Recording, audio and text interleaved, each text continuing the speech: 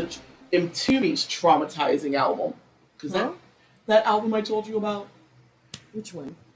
Entombed is an old 80s R&B band. Yes. That I listened to the other day and I realized they were officially one of the nastiest things in R&B. I'm traumatized. Because that album is a very deep and lovely part of my childhood. Yes. It was a hit album. My parents and their friends all used to throw these house parties back and forth. And they would just dance, drink, kick it. Us kids would be upstairs, sleep. Sometimes just sitting on the steps, like watching these old people dance. Like, But that album was always on. Yeah. It was like the album of the summer or something. I think it's everywhere for like a year. Mm-hmm. And I just wanted like the comfort of something I grew up with because it's been a rough week. It has. And I'm going to sleep. And then I hear Candy Rain coming down. And then for the first time I realized Candy Rain is coming. It is. Bolt right up in bed. Listening to that album, back to front to back. It's been the nastiest, kinkiest R&B albums I've ever heard. Is that what R&B is for? It makes music to make love to. Entombed's The Juicy Fruit makes Millie Jackson seem tame. Wow. And Millie Jackson got a whole album cover with her sitting on the toilet. Millie Jackson also has a whole song called the Fuck You song. It's an opera. Oh, yeah, that's right. And it's just Millie going, fuck you, and fuck you, fuck you, fuck you, fuck you. It is a great piece of work. Yeah, that is. But is it sexy? Because Millie Jackson was kind of sexy. So I'm like traumatized now. Because I just have this trauma is brought to you by childhood innocence. Right? Because, like, Entombed is not like, let's say, Prince. Prince has his whole catalog and then the dirty songs. Yeah. God bless him. I know. R.I.P. Prince. But his catalog is so vast that by the time I got to the age where I could understand what was going on, and I could go back and forth in time with the catalog, it all made sense. Yeah. Entombed is basically a one-album wonder. Oh, yeah? They only made the one. Okay. And I think something about them not having that bookend and that catalog made it traumatic. And if you've never heard Entombed, you didn't grow up listening to a lot of R&B, most people would know Entombed. They are sampled a lot in Notorious B.I.G.'s Juicy samples that Juicy Fruit. Yes. Like that. So they're sampled a lot in hip hop, especially in the 2000s and 2010s. Made Soul For Real feel fucked up because they literally have a song called Candy Rain, and none of them boys was older than 12 when they did that song. Oh my God. You remember Candy Covered Raindrops? You're the same, my candy rain. Oh my God. Yeah. Yeah. But when you're a kid, it's about candy. Yay. It's about cum, Jeannie. I know. It's about cum. No, it's about Skittles and Smarties. You know what? If we want to believe that, that's fine. Adults wrote that song for them. We're allowed to. We were 8. We're allowed to. And I was probably older than 8 when that song came out, but still. I was probably 8. And those kids were no older than 12. Yeah. But in case you didn't know where they are, this is not the Samara's Traumatizing Music Hour. But it could be. Oh my God, could it ever be? I am Samara. And I am Jeannie. And this is Talk Deadly to Me. So, are you ready to pick up where we left off? Yes. On the saga of David Russell Miller. Lobbyist at law. Boo. Boo. So where we last left off, David had found Brandy at a friend's house in LA after she ran away from Florida. She saved her money from her little part-time gas station job, got exactly enough money to get a one-way ticket to LA, crashed with a friend, and went to her father's house. Told her father everything that had been going on. I do firmly believe that between David's CIA lie and Dorothy's just determination to keep the peace, Brandy was not allowed to talk to her father freely I mean, obviously. until this Yeah. runaway incident Because I happened. think if she had been upfront with everything that's been happening to her with her father, like, he would have been like, wait a minute, this is hinky, this is wrong. I feel like Archie would have He's what? intervened a lot sooner Yeah, if he if had he'd known. But by the time Brandy runs away at 17, Dorothy is like 2 or 3 years deep into the CIA bullshit, Yeah, God. Uh, right? yeah. So she feels that there are just certain things that Archie can't know about her life. Mm-hmm. So even though Dorothy never admits to it, Brandy never says anything about it as an adult, I firmly believe Dorothy gave her instructions not to really talk about the inner workings of their home. Yeah. That's actually, I hate to give him the credit, but that's like a brilliant move at like isolating without actually isolating. Yes. It's like it's not something physical he's doing. He's just like, our lives are so secret. I need you to say less about it. Yeah. That's why I said what happened to Brandy is one of the most disturbing cases of gaslighting anyone I've ever met. Yeah, it's scary. It's terrifying. But thankfully, she was able to save enough money to, like, down to the penny. Yeah. She left Florida with $20 in her pocket. Back when money went further, I'm Even- telling you. Even in the early 80s, early middle 80s, being a 17-year-old with $20 doing a cross-country flight, that's intense. That is. But it should also show you how I'm bad that kid impressed. wanted out. Yeah. So after Brandy left home and went to live with her dad, Yay. we really won't hear from Brandy until we wrap all this up. Okay. Good for you, Brandy. Good luck. Heal up. Sorry you had to go through that. Hashtag mini spoiler. Brandy does not really speak to her mother until all of this case comes to a resolve. Wow. Yeah. Dang. She is very estranged from her mother. Well, it makes sense. I hate to encourage that, but like if your mother watched you go through all that, it would never stick up for you. You're not safe. Blamed you. Yeah. Took the side of her new husband. Yeah. It's like you got to wait for her to get out of it from under his thumb. Yeah. So Brandy is going to be estranged from her mother for a while. Okay. Good for you, Brandy. But right now, David is feeling good about life. Yeah, he's no more Brandy. Hey, with Brandy out of the house, the tensions disappeared.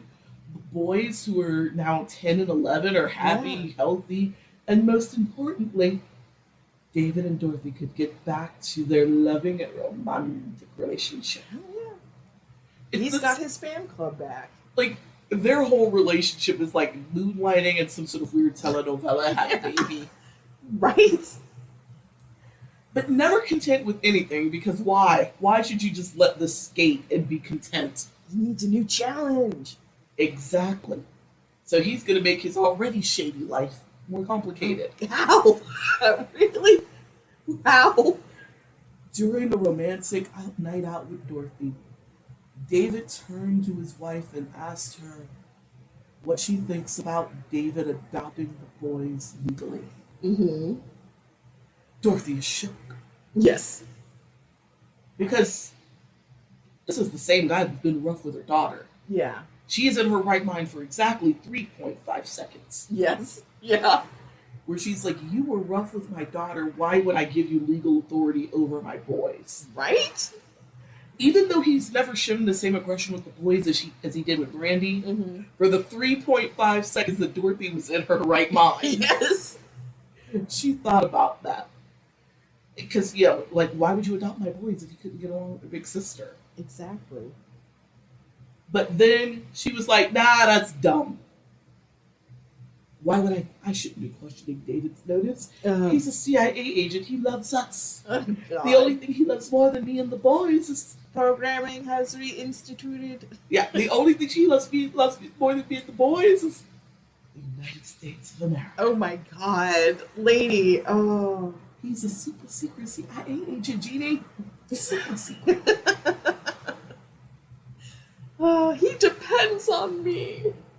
And that's when she decided David is right. Everything is Brandy's fault. Oh, God. And, she actually beat herself up. She was like, how could she expect a man like David, Yeah. a super secret agent man, who worked tirelessly to keep her and the country writ large safe, Yeah.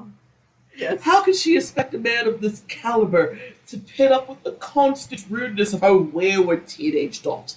Jesus Christ, lady. I told you, 3.5 seconds of sanity. And then she And is then just off like, on the deep end again. Bye-bye, brain. Yes. And I refuse to believe the dick is that good. Right? I've had foie gras. It ain't that good. Yeah. I've had caviar. It's a high. I've had almost every ridiculously fancy rich people food that's not really a seafood, except for the caviar. True. Like, I'm not going to eat salmon and all that other, like, I'm not going to eat that weird shit. Disgusting. Like, seafood allergy. I'm not going to eat that weird shit. I'm just not. But I've had every cut of, like, Wagyu beef and almost every type of expensive rich people food. Yeah. It ain't that impressive. Nope. Not impressive enough to be this. No. If it's the dick, if it's not the dick, it's got to be the fancy nights out. Right? I've had $200 Japanese. Or maybe it's the fantasy. I don't know. Because it just sounds like that's really what she's looking for, drama. And Archie was not enough drama for her. Just like Southern Pennsylvania was not enough drama for her. Archie was fine though. True, but that's not drama. True. Archie that was just like we're walking around our Los Angeles neighborhood being, being looked at like we're movie stars and treated like we're movie stars. Because they're gorgeous. And it just wasn't enough drama for her. I'm just saying. That's it. I've had $200 Japanese whiskey before. Yes. I've had fancy people shit before. I don't do it often. But her husband's in the CIA, a super secret agent man, and people are watching her because they're going to try to get to him through her and their family, and it is some main character shit. Man. And then she's like the fact that David flew to LA to find Brandy, to find her, only solidified to Dorothy that David honestly did care about her and the boys, and she said, yes, David, you can adopt the boys legally. As a swelling of love filled her body. They embraced, they kissed. They made passionate love on 500 thread count sheets. And the canned audience were, aww, yay! Yes. But remember, this is like moonlighting, so you won't see them, but like the curtains will sway gently. Yes. And that's how when the sex happened. But once they finished their embrace and their lovemaking, she wanted to make sure that David understood the responsibilities of fatherhood, like for real. Yeah. And once she was sure that he got it, yes, David, yes, you can adopt the boys. Because he was going to be that's the best way for David to show her and the boys his love and devotion for them. Okay. Now, they're both idiots. Yeah. And swept up in the fantasy. Yeah. Because as soon as they started researching the adoption process, they were stopped in their tracks. Archie is not going to give up his fucking parental rights. Hell no. He loves his boys. Yeah. He is, even though they live on opposite sides of the country, he is still a very active father. I think because of the distance, they don't have like a regular 50-50 thing. Yeah. But he can't really. Right, because he's not willing to pick up and move to Florida. Yeah. And honestly, if he did, David would probably move them somewhere. He would. He totally would. And then Archie would figure out something's wrong with this guy. Yeah. But, no, Archie's not going to give that up. They don't have a regular 50-50 thing because of the distance, but he gets those boys every spring break, every summer, alternating holidays, and he's a good dad. And he calls them weekly, if not daily. They have a good relationship with their father. Yeah. There would be no reason for him to give up his parental rights. God, right? And Dorothy and David are fucking morons. Yes. I almost called them the R word, and I would have meant it in all due reference. It's so close. Because you would have to be to think that you would be able to just adopt these children out from under their biological father without his input. Yeah. Yeah, it is wildly ignorant.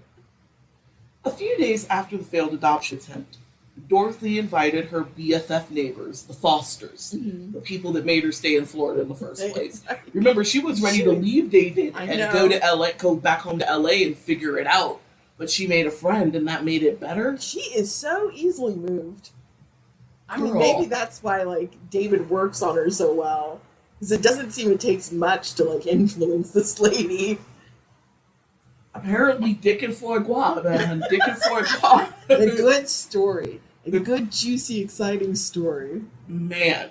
So the Fosters are over for dinner because David's home for a few days between missions. The Fosters didn't know about the drama between David and Brandy. Mm-hmm. They did a very good job of keeping that in-house. Mm-hmm. Brandy, outside of her 2 calls to CPS, which weren't taken seriously, Yeah. I mean, Brandy did tell people just didn't take her seriously. But as far as, like, any adults or people that would have been able to hold sway over a court system or something, nobody knew. Yeah. And somehow the dinner conversation had turned to the failed adoption attempt of the boys. Mm-hmm.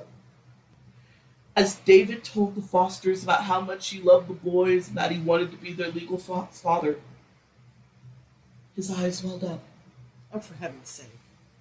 And he sobbed softly as he told them about how much he loved those boys and wanted to be their father. In the middle of dinner?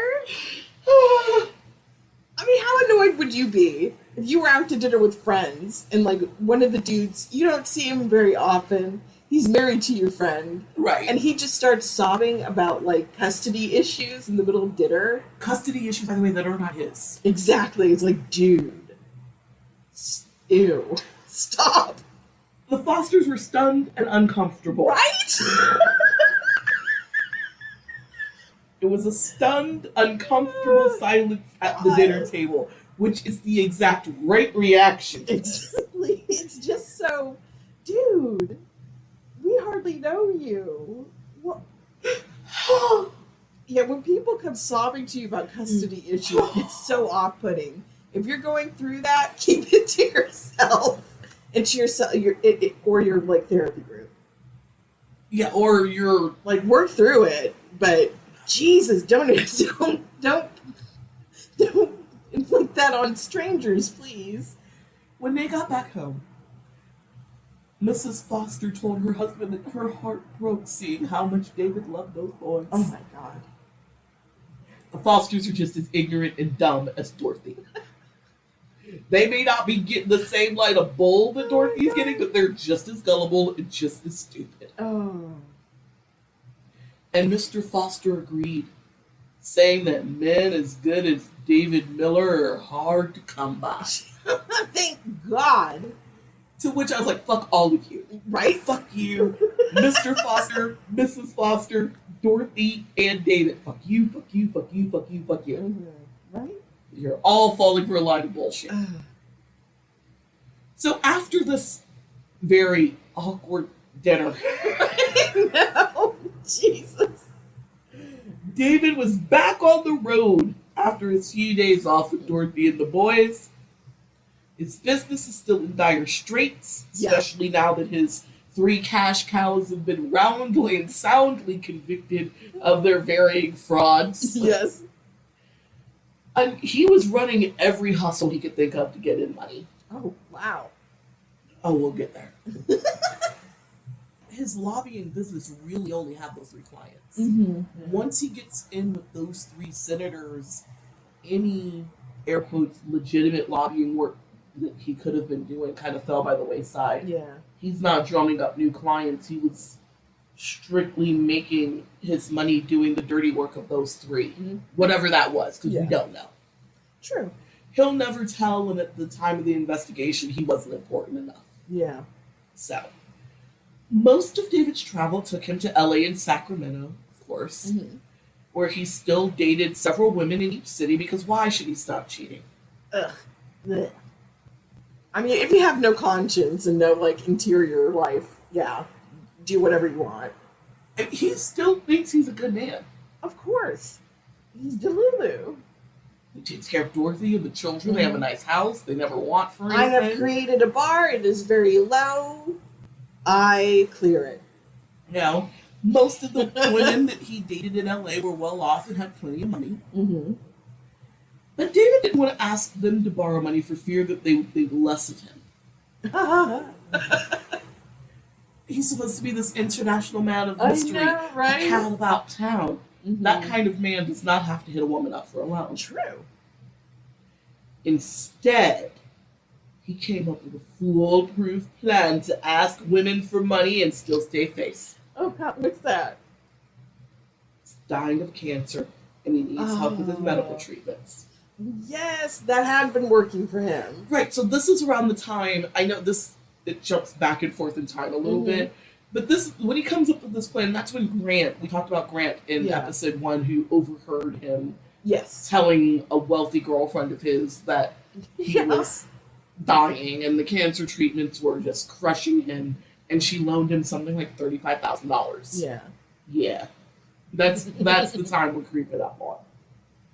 Yeah. So he started running a scam on the wealthy women that he was dating, and told them all he was dying. Wow.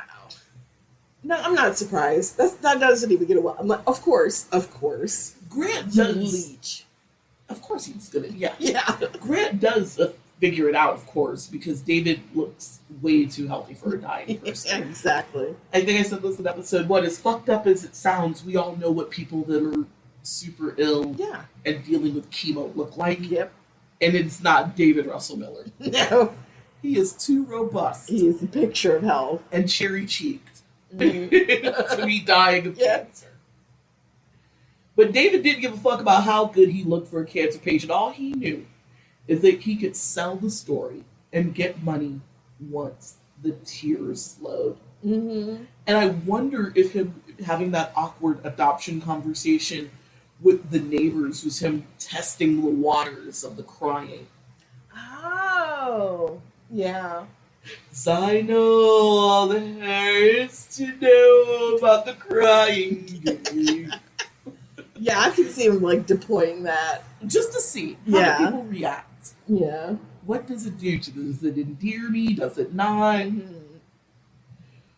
For the next 2 months, David borrows money from all of the women in his life that aren't named Dorothy. Wow. Including from a woman named Tammy. David was desperate to get money from Tammy because, in addition to running her own law firm, well played, Tammy, go, go, go. Mm-hmm. Yeah. She had been more difficult to convince. Ooh. She was a difficult mark. She was. She was difficult to get a phone number. She was difficult to start dating. Mm-hmm. He had to spend some of his more outlandish lies to get her to bite. Wow. And you know he really likes people that offer a little resistance. Yes. Yeah, he cannot resist that little bit of a challenge. Which is weird. Well, no, it's not weird, because Brandy offered resistance, but it was a different type of resistance. Yeah. He was always worried that Brandy could bend her mother's ear as she got older. Yeah. I think that is why the abuse escalated. Mm-hmm. Because the older she gets, the more articulate she gets, the more she can point out specific things that don't feel right. Yeah. I think he was more afraid that she would get in Dorothy's ear than anything. But with the exception of Brandy, he likes the challenge of the women that don't fall for the bullshit straight away. David had told Tammy that he was a partial owner of a luxury home development. Oh, okay. Girl, he even went as far to take her to some construction site. No. Yes, he did. Oh my god. I feel for this woman. Those are like drastic steps. But here's the gag: there's luxury housing going up in LA all the time, so it's real easy to just pull up. That's true. But again, if you don't know this person is a liar, like if you haven't caught them in a lie yet, or yeah, it is so gross to violate trust like that. He's so vile. I hate him. Oh, at the construction site, he explained the process of the development. So this is where we are, and this is going to be this. So girl, it was a full thing. Mm-hmm. Eventually, Tammy caved and gave David some money. I think she gave him like $15,000. Yeah, not an insignificant amount of money. Yeah, probably not what he was hoping for. He turned around and used that money to sweep Tammy off her feet. What? Yeah. It's the challenge. Yeah. She was one of the hardest people for him to date. Yeah. It was hard for him to get her phone number. Mm-hmm. It was hard for him to get her to go to dinner with him. Mm-hmm. It was hard to get her into bed with him. Yeah. It is hard to get money from her. Mm-hmm. And that's what he likes. He likes the ones that don't fall for it right away. He doesn't respect the bitches that just, really, David? He doesn't like that. Yeah. He's his own walking red flag. True. And so, yeah, he turned around and took Tammy's money so he could wine and dine Tammy on her own fucking dime. And then he proposed to her. Oh my God. Tammy, no! He said, Tammy, I'm dying, but I want to spend whatever last years I have left with you. Oh God. Oh, David, darling, I'm not afraid of your cancer. Of course I'll marry you. Barely I will. The curtains sway, sex happens, and she gives him some more money. Gross. In the end, he decides he can't marry Tammy. That would be a hard one to do when you're dying. Oh, no, he's not worried about that. He's worried that fucking Tammy will fuck up his ho-hopping. He's still ho-hopping. Yes. He is not quite ready to give that up. Yeah. And Tammy is adjacent to that lobbying circle. She's an attorney. So she's lobbyist adjacent. Yeah. So he wouldn't be able to, like, squirrel her away in some sort of love nest in Florida. It would be difficult for him. Yeah. Yeah, true. But he told Tammy that, like, we need to wait a year to make sure what my health does. Yeah. This is how he hedges his bets, because he's not sure yet. Yeah. But he let Tammy keep the ring. In the end, he decided, like, no, I can't marry her. It's going to be too complicated. Right? You can't spend a husband amount of time with her and Dorothy. Oh, we are going to get there. But basically, he breaks up with Tammy, telling her that it's selfish and irresponsible for him to make her stop her life for his health problems. True. He let her keep the ring. Least he could do. Well, she bought it, so. I mean, it's hers. Yeah, and it truly is the least he can do. And you're right. She did buy it. Because I'm pretty sure he used part of her $15,000 for that ring. He did. Later, after breaking up with Tammy, who just sobbed, oh God, I miss you, I love you, but I just... Oh God. I'll always love you, darling. I love the con more, though. And he was right back on a plane to Florida to be with Dorothy and the boys right after. November 1990. David is back in LA and in the office of a local businessman and San Fernando power broker named Ed. Ed? Ed Harkeesian, I believe it's his last name. Okay. Whatever. I mean, we know this, but a lot of local politicians in the Valley, Glendale, Burbank, whatever, we have a large Middle Eastern Christian Armenian community in this part of town. Yeah. And Ed and a lot of those local businessmen, not Congress people, but like no, not yet. Local city officials. Yes. And Ed is in that group of well-off businessmen and city officials. Yeah, the name is familiar. But a very, very local level. Yeah. Like, if you live in LA and this name sounds familiar, it's because you maybe visited that shop, saw him on the news, that kind of thing. Very locally world famous if you live here. Exactly. If for the rest of everybody outside of Southern California, he's just Ed, and it's fine. Ed knew that David was going to come and borrow money from him.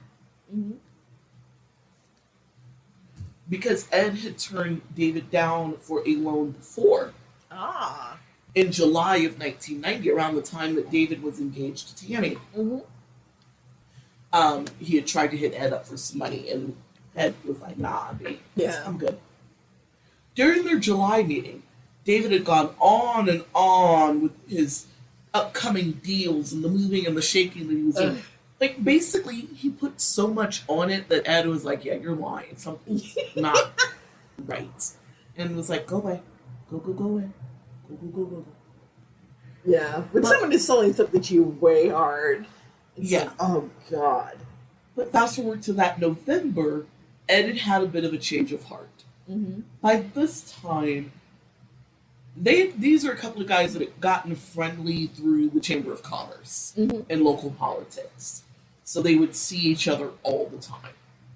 By November of 1990, Ed is noticing that he's not seeing David around the chamber anymore, Okay. either at the offices or Chamber of Commerce events, which is weird for a schmoozer lobbyist like Yes. David. Yeah.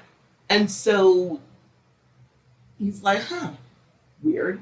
Also, on the rare occasions he is running into David, the confident and brash persona that he's used to has been replaced with a bit of nervousness. Yeah. Yeah. And so Ed's like, all right, something's wrong with this business. Maybe he made a bad deal or something and it's not working out, but Yeah. something's going on with him. Yes. And He's that in made- distress. And that made him more willing to take the meeting about the loan in November, Okay. because he could see that there's some sort of distress going on here. Mm-hmm. Ed does consider David maybe not quite a friend, but a nice associate. Okay. Like in that middle spot. Yeah. So that's what makes him like, okay, November, let's talk. Mm-hmm. So Ed assumed, of course, he wants to borrow money. This meeting was different. Yeah. Instead of telling Ed about all the business that he had lined up and this, that, and the other like he had in July, David sat in the chair in Ed's office, and before he even opened his mouth and put his head down, he began to sob. Oh, for fuck's sake. My new tool. Ugh. Poor Ed. Poor Ed. And through his tears, David told Ed about his battle with cancer. I'm so sorry I told myself I wouldn't go. Oh, God. I'm so sorry, Ed. I'm so sorry. Whew. I'm sick, Ed. Yeah, I'm real sick, man. David said he'd been receiving cancer treatments for the last 8 weeks. But now, the treatment's not working, Ed. It's looking terminal. Yeah, think of the kids. I don't know why I'm imagining him doing like a John Ritter, like a Jack, what's his name, Three's Company, Yeah, knuckle bite. Like, because it's such a performance. I said I wasn't gonna cry. Yeah. It's like, you know, he practiced this in the mirror. So, of course, in the face of the tears, that's why I think that him crying in front of the Fosters was part of the test Yeah. to see how people react when he just Yeah. starts bawling. Yeah. Ed is uncomfortable, Yeah, poor Ed. as you are wont to be when Yeah. somebody just breaks down crying in your office for no good goddamn I reason. know, like brokenheartedly. Jesus. Ed asked if there was anything that he could do. And when David asked for enough cash to get through the end of the month, like the women that he had scammed before Ed, Yep. those tears softened Ed up. Dang. Man. Well, good for you, Ed, for having a heart. I'm so sorry this shyster is taking Like a advantage soft, poached egg. of you. Right? But good for you for having a good heart. And he did loan David the money. Actually, he loaned him. There were 2 payments, one of like 35 grand, and I forget what the other one was. But in about a 2-month period, David borrows about 150K Jesus. from David. But they're 2 separate loans. One is like 10 grand, and another is like 70. And, Dang. you know, Yeah. it's a bunch of different loans that end up being rolled together. Ed's still expected to be paid back. He feels bad, but not that bad. Right? David assured Ed that he had 2 significant payments coming in from clients, and if that's not enough, Ed could always have the expensive artwork in his office to hold as collateral or sell as payment. Yeah. So Ed wrote out a loan agreement because he may feel bad for the guy, but he is still a solid businessman. Ed thought that if David was terminally ill, there may be other expenses he would be called upon to help with, and he wanted to ensure that payback would happen no matter what, Yes. even if David took a turn for the worse or something. Mm-hmm. So that's why he puts the art in the deal. Mm-hmm. The agreement stated that the artwork in David's office would belong to Ed if David defaulted on this contract. Mm-hmm. Ed handed David the first of a series of checks to get to that $150K eventually. Yes. Yeah. And then Ed asked David if he still did a lot of traveling. David dried his tears, probably trying not to laugh as he put the check in his pocket. Yeah, right? And said, yes. I'm still traveling. See, I'm planning to work until the end.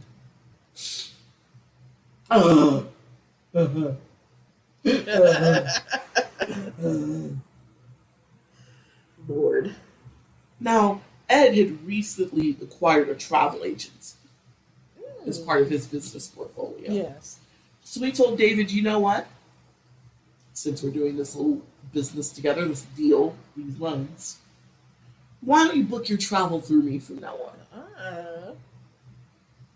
You may as well. I'm lending you all this money. Exactly.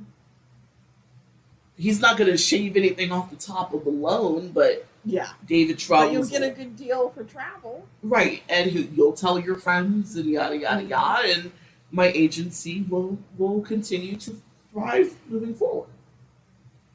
David agreed, shook Ed's hand, wiping the tears from his eyes, still probably trying not to laugh. I bet or turning that laughter into sobbing. He's red-faced because he's trying not to laugh, but he's going to just keep it in tears. Yeah. After leaving Ed, David made arrangements through his usual agency to go to the Bahamas. Business. Mm-mm. Not at all. He needed a break. Oh. From business. Yeah, these last few weeks between his 3 cash cows. Yeah. Getting indicted and going to jail, having to run all these cancer scams to borrow money. Yeah. Being a dirtbag is hard work. Dealing with fucking therapy and Brandy and getting that kid out of the house. Being everywhere. Rejected for the adoption, which he's doing out of the goodness of his heart, by the way. You don't have to adopt these little crumb snatchers. He's wants to adopt them because he fucking cares. Yeah. But sure. It's a lot. Yes. And he needs a break. He's overwhelmed. And the islands are a good place to recharge. True. So after 3 weeks in the Bahamas, which actually sounds fucking fantastic, right? You weren't such a fucking scumbag. I know. 3 weeks, that's all the expats and island girls. He was balls deep in all of them. Blech. And then he goes back to Florida to be with Dorothy and the boys, where he came back loaded with presents from the Bahamas. Oh my God. Now, Dorothy is happy to have David home, no doubt about it. But she thought it was weird. Yeah, finally? Why did you bring gifts from both the Bahamas? Ooh. You said you were in Kuwait. David explains this away by saying, well, darling, my missions take me to different locales. Mm-hmm. And, yeah. Yeah. Just talking to the Bahamas. Yep.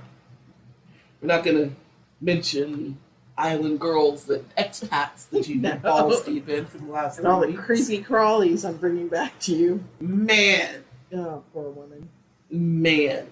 But interesting that she's starting to get a little curiosity, like follow-up questions now. Well, he said Kuwait. Bahamas are nowhere near Kuwait. No. Nowhere near. Like, I'm bad with geography, but I ain't that bad. That is a significant difference.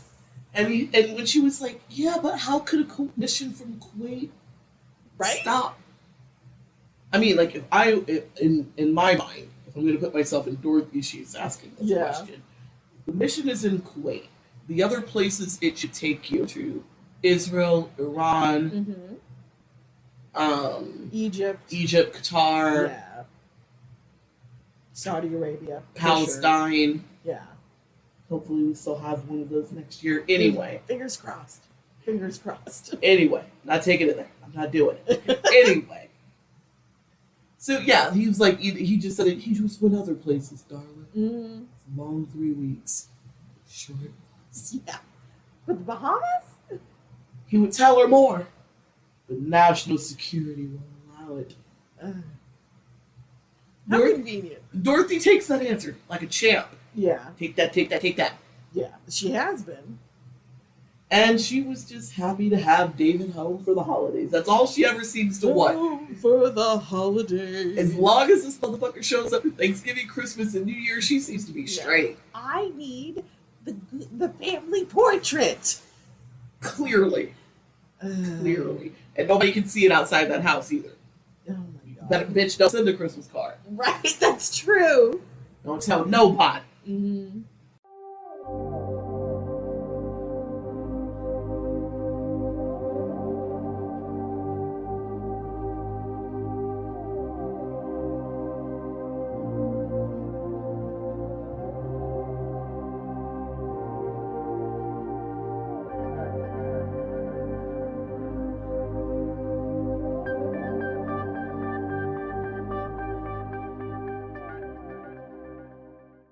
Oh, Jeannie, how you feeling about old David? Ugh, exhausted. Let me get my hands on him. He's in a California prison right now. He might. Don't tempt me. But now that we're done ho-hopping in the Bahamas, we're going to meet Jane. Jane. Oh. Jayne. Fancy Jane. New Year's Day, 1991. Mm-hmm. David is back on a plane to LA after spending a holiday week with Dorothy and the boys. Yes. Picture perfect. Picture perfect for Brandy because she didn't have to be there. That's true. 1990, 91, that's her year, bitch. That is. She is liberated. I feel so happy for that. Best kid. Christmas ever.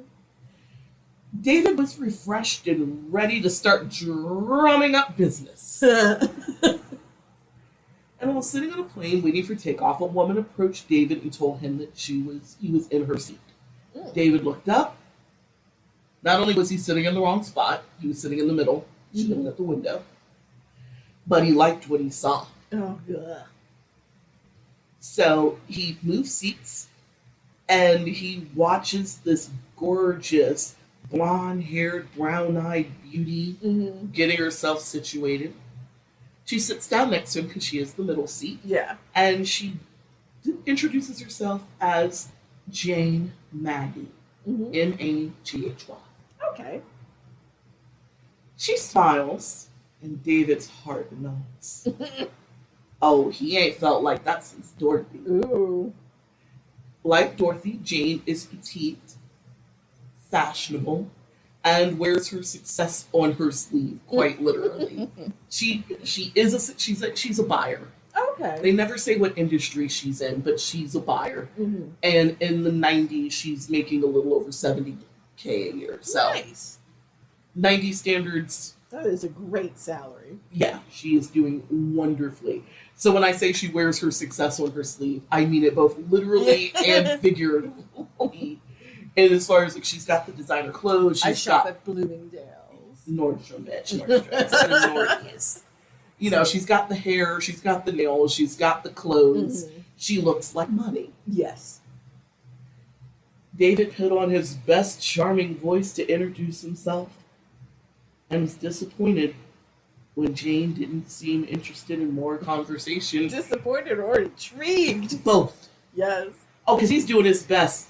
Hey there. Name's David Miller. Nice to meet you, Jane.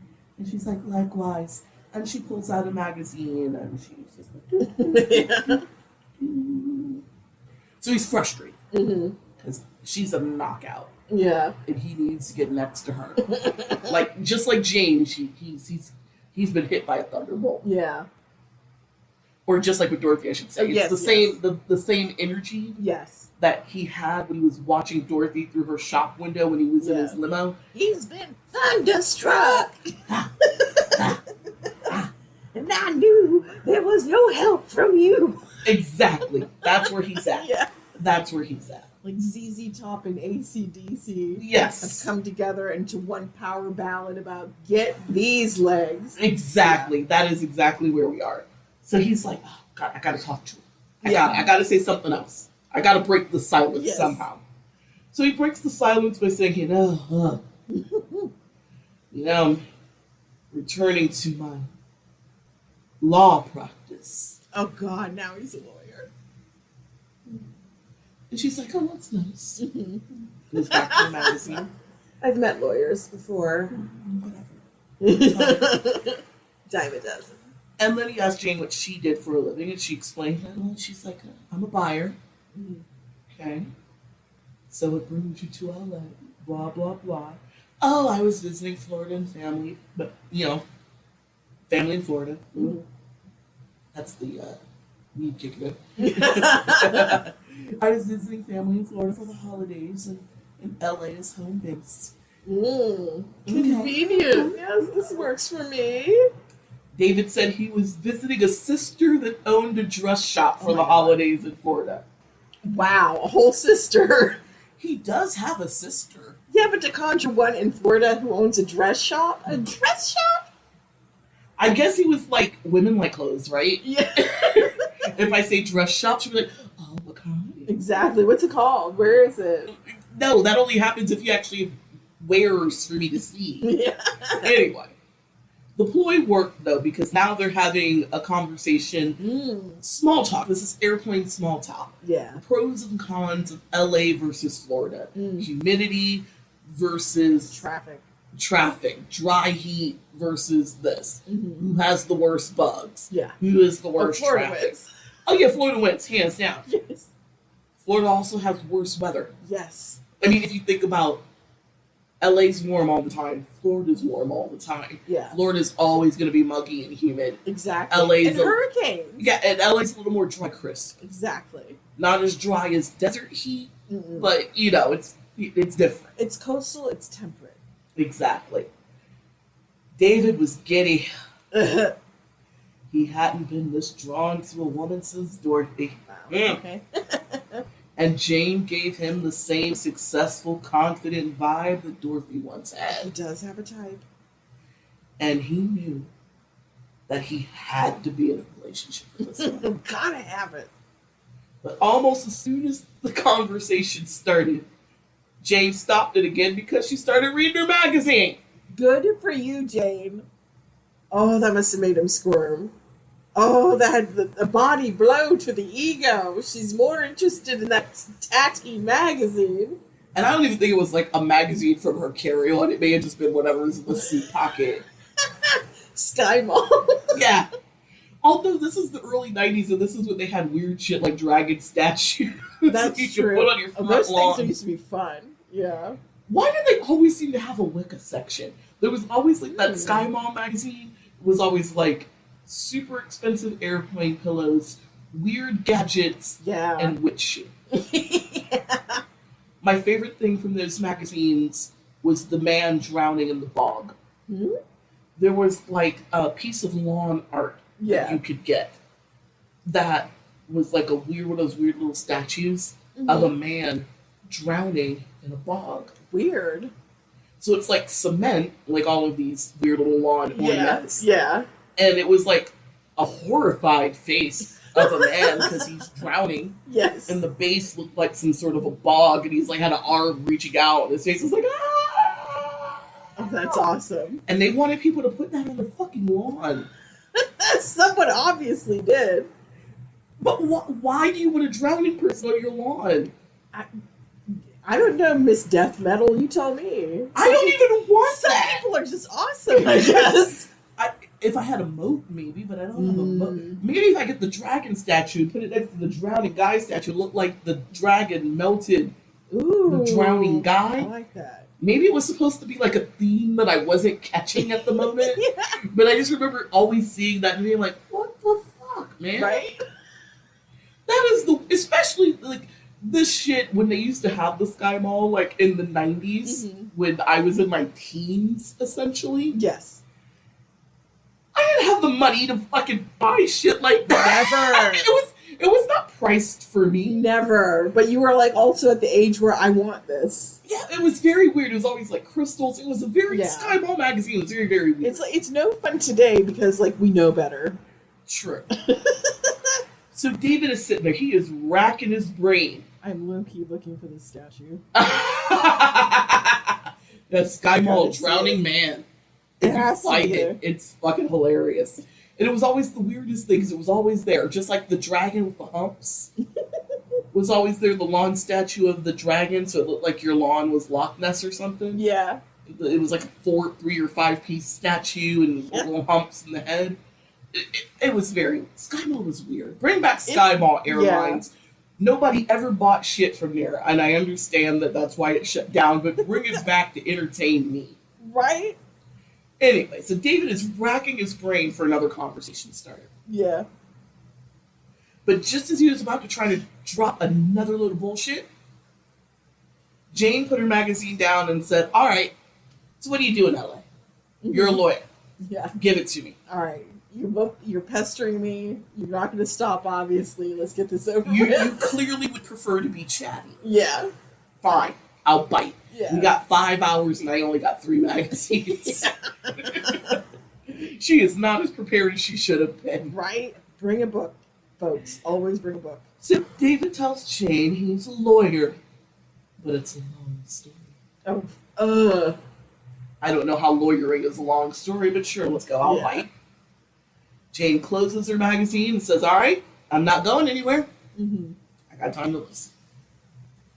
Like Dorothy before her, Jane thought David was odd looking. Yeah.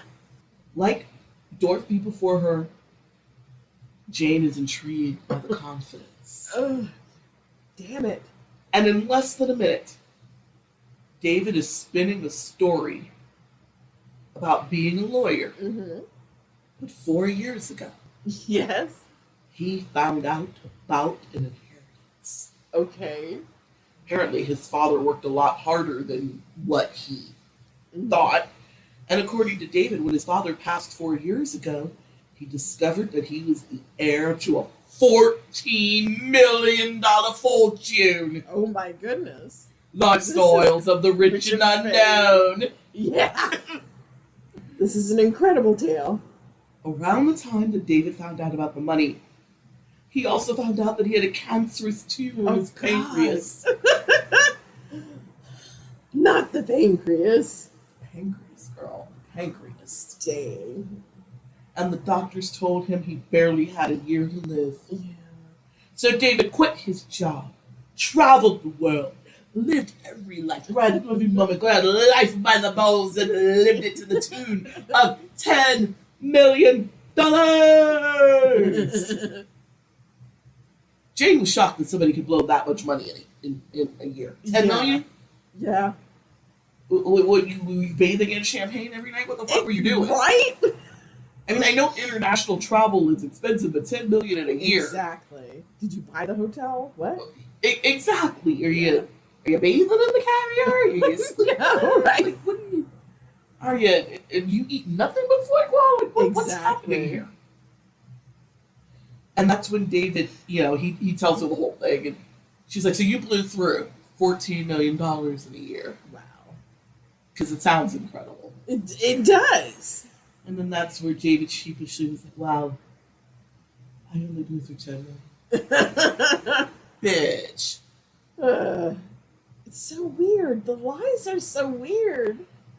David continued to explain that the terminal diagnosis just made him go a little nuts, and he wanted to experience everything he could before the end. I mean, yeah. Jane reflexively reached out and put her hand on his knee as tears welled up in David's eyes. Yes.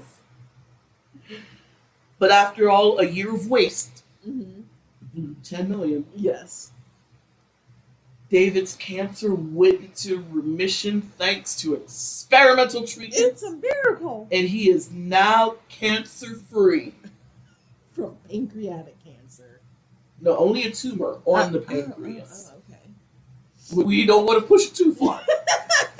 The pancreas wasn't I have been cancerous. honing this cancer yarn on many people. The tumor on the pancreas Exactly. is cancerous, but not the pancreas itself. This is like the perfect milking mechanism. He's not going to push it too far. He's not going to pull a Patrick Swayze and have it be the full pancreas. Oh, God, right? Poor Patrick. I know, R.I.P. Patrick Swayze. And now that he's cancer-free, Yeah. David invested his last $4 million Mm-hmm. and returned to his life as a high-profile LA woman. Okay. Wow. That is a Girl, lot David of is not going to story. be a workaday lawyer. Hell no. He has to be like LA Law, which I Yeah. think might have still been on the air. in It totally 91. was. But David is not as pretty as Blair Underwood, girl. Ooh, a young Blair. No, Or Harry Hamlin. not even a young Blair Underwood. Just Blair fucking Underwood. Amen. Man, you know, he's in Long Legs. That new-ish, Oh, yeah? that newish horror movie with Yeah. Nick Cage. Yeah. Which is weird, but it's not. It's weird, but it's not Nick Cage's best weird. Mm. Blair Underwood is pushing 60 and looks like he has barely aged a day. Ooh, get it? He can still get it. Yeah. That's an octogenarian that can There get you it. go. Yeah. Not all of them. Not all of them. There are a select few who are like, no. The The skin childhood crush remains. girl, the face card will never decline. Yeah. The titties may get saggy. The muscle tone may, Yeah. soften because we all get older. But that face card on Blair Underwood Accepted. will never decline. Ever. Approved forever. Right? So, now David is talking to, they're chatting. She got her hand on his knee. Mm-hmm. And David is waxing poetic about his deep understanding about how fragile life can be. Oh, God. Gag me. Jane is intrigued, and now David's talking and gently sobbing. Oh, God. That's not Here come the tears again. falling on my head like a memory, falling on my head like a new emotion. Talk to me. Right? Like lovers do. Jesus. He is really weaponizing these tears. All day, every day. Jeez. I don't know if he keeps glycerin in his pocket or what, but he can. I think it's just because it works. I don't even know if this was like premeditated. I No, but think he I mean, tried like- crying one day and he's like, "This really Like, works." even some of the best actresses in the world have a hard time crying on cue and That's have to true. use glycerin tears. Yeah. But he just seems to be able to I mean, yeah. convincingly. He must have some amazing like emotional triggers because that's a way to do it. Like if you think about just like, oh, that day like my grandma died, And then and you it's- just put yourself, or just think of like a tragic thing. Some people can like make themselves cry like that. I don't know how he does it, but he can do it. So while David is waxing poetic about his deep understanding about the fragility of life, Yeah. Jane's listening, but while she's listening, she's looking for a wedding ring Oh yeah. or a tan line. Mm-hmm. She is intrigued. Oh no, girl. Is You he have made a mistake. Is he single? Oh, Mhm. oh God. Mhm. So Jane asked, "What does your wife think about all this?" Clever. David laughed and told Jane that he wasn't married. Mm-hmm. At 40, David had been single for over 15 years after a brief marriage to his college sweetheart. The only true thing about that is that he was briefly married in DC That's right true. after college. It's Yeah. the only true thing in that scene. Jane was fascinated by David for reasons that I will never understand. Right? But David said he would love to be married again if he found the right woman. Hmm. Could it be? Yes. Are you the lucky one? Jane agreed that, she was like, she'd been married twice and neither man had been right for her. Because she understands waiting for the right person. Yes. Let me tell this con man I have a bad picker. Yes. Before they landed, David had taken Jane by the hand and told her he thought that he had known her his entire life. Oh my God. Woman. Don't fall for that. His entire life, Jane. Ugh. I feel like I could talk to you for hours. I could tell you anything. Jane, it's like you peer into my soul. I've never felt like this before. Lies. From the pits of hell. Straight. Jane peers into his soul like no other woman ever has before. This would not work on a grown woman in the age of the internet. No. Nowadays, this would only work on a 25-year-old. Yeah. Or Yeah. maybe, yeah. Got to be like 19 to 25 or something. Yeah, very inexperienced. Because it's just, oh, come on. He's never felt like this fast for anyone. And before the airplane landed, they exchanged information, and David asked Jane, would you like to go to dinner with me tonight? And of course, they make plans. Yeah. So Jane. Poor sweet, delusional Jane. Born on March 4th, 1958 in Fort Worth, Virginia. Oh. Jane and her siblings grew up in a loving middle-class family. Mm-hmm. When Jane was 17 in 1975, she started dating a boy named Jake. Mm-hmm. Jane was filled with all the romance and youthful naivete. Yes. And thought that Jake was her dream come true. Yeah. He's tall, he's handsome. She's 17. Captain of the football team. She's a cheerleader. We're doing it. We're doing the goddamn thing. Yeah. Insert all of your horny high school shit here. Yes. Jane's parents were worried that she was getting too serious with Jake at too young of an age. Mm-hmm. And they tried to encourage her to see other boys. I mean, Jane's a very pretty girl. Boys have been chasing after her since she was 13. Yeah. She can quite literally have her pick. Yeah. There is no reason to get serious this fast with anyone. I mean, she is very pretty. She's got dark blonde hair, big brown soul eyes are described as soulful, a rockin' little figure. Mm-hmm. She's cute. Yeah. For his part, Jake is equally good looking. One night, Jane told her family that her and Jake were already planning a future together. They were going to finish high school. Good. And then they were going to go to college together. Cute. And then after they finish college, that's when they were going to start their family. Okay. Sensible. And I mean, if you're going to do it.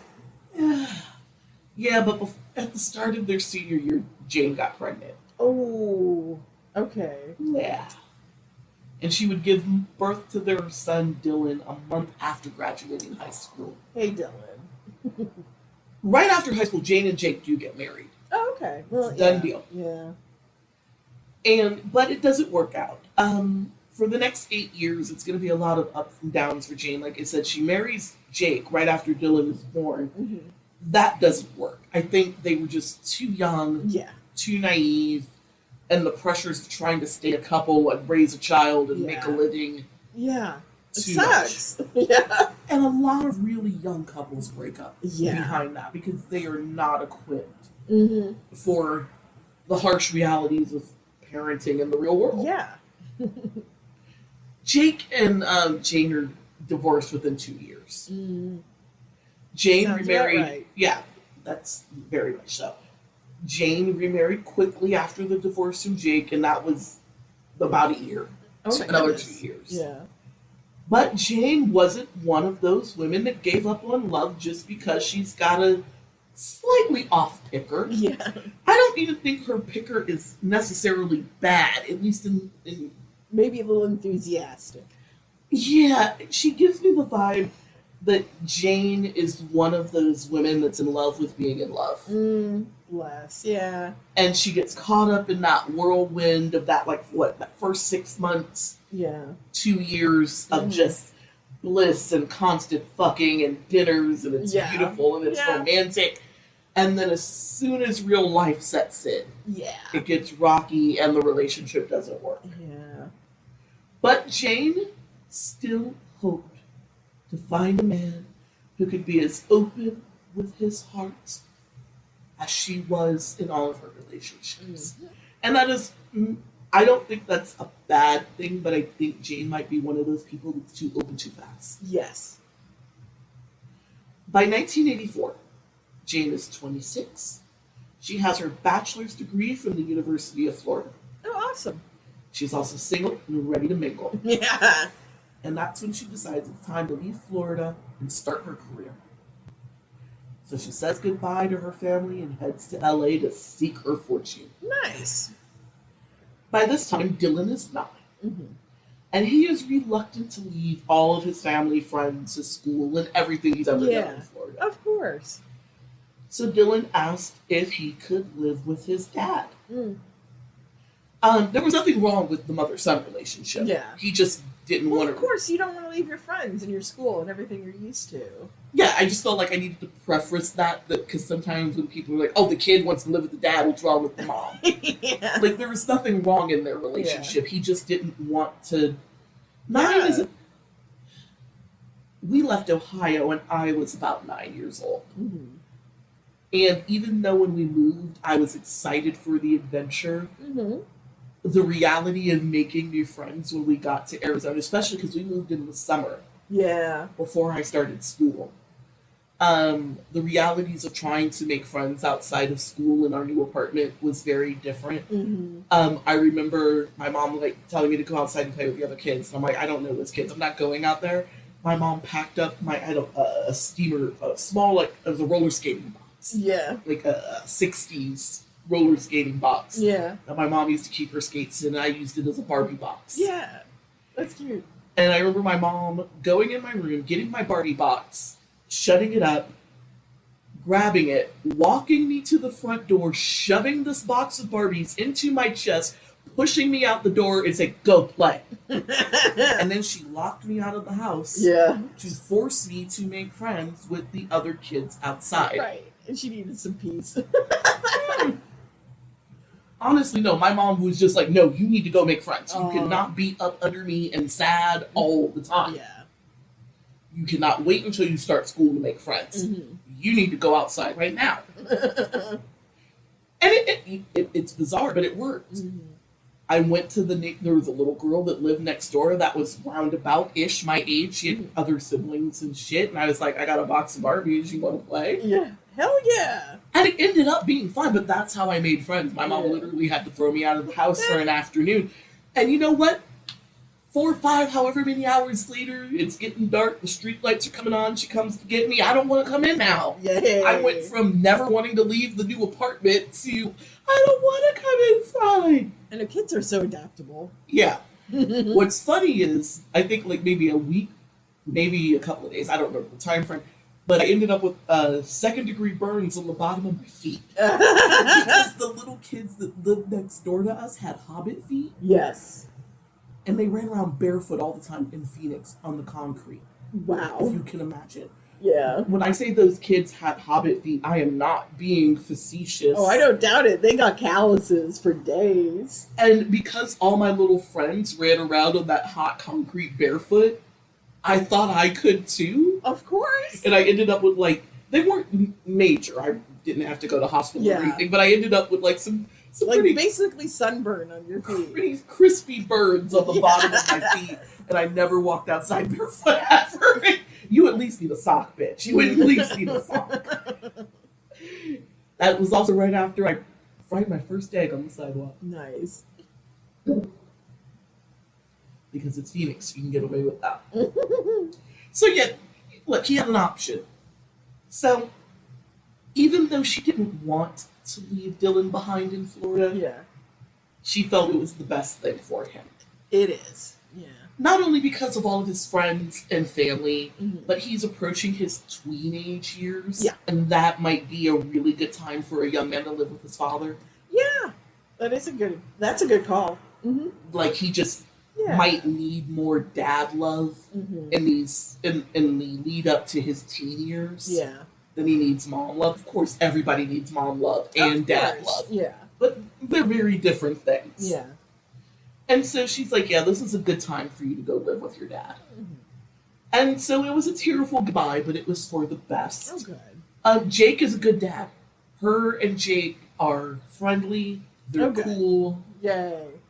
Jake is friendly with Jane's family and vice versa. So with Dylan being in Florida, Jake does have the full support of both families. Nice. With Dylan, Jane paid her fair share of child support, whatever her and Jake worked out. That's right. Women pay child support too. All the time.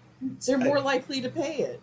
Just wanted to throw that out there. Child support is not just a man's burden. Yeah. It is the responsibility of whatever parent is not full time in the home. Exactly. It is not a gendered thing.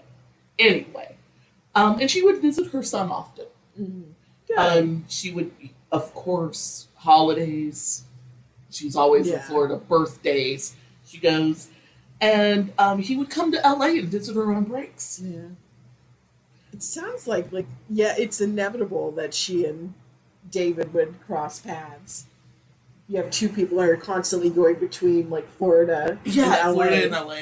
I mean, just statistically, you're going to be on the same flight one day. Eventually. Yeah, it's destiny. This is one of the times the fates are just up to some fuckery, and I'm like, right? Really? This is how you spend your time, huh? Oh, Fortuna, are you bored or something? Right? You can stop a hurricane or something, but you decide to go do this.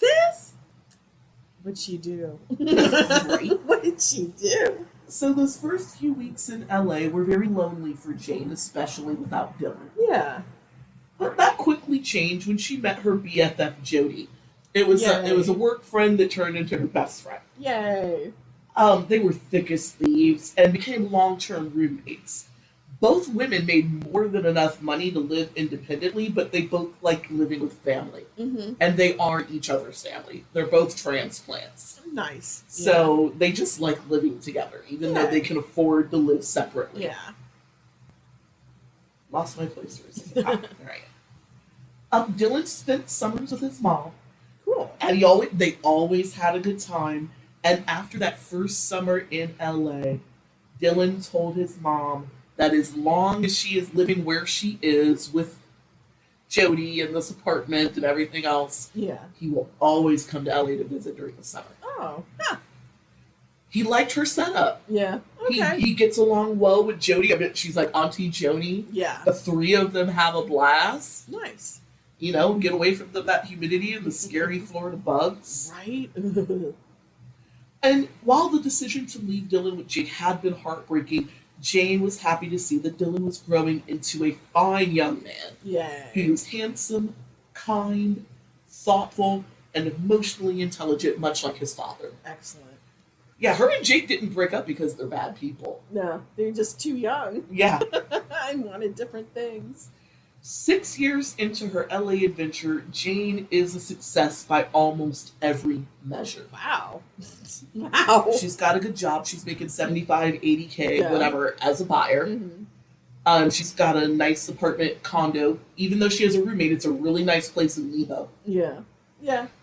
She's got a nice car. She's got friends. She goes to all the right clubs. She's got all the right clothes. Yeah. She is a success by every measure. Yeah. The only thing she's missing is a man. Yeah. But not just any man.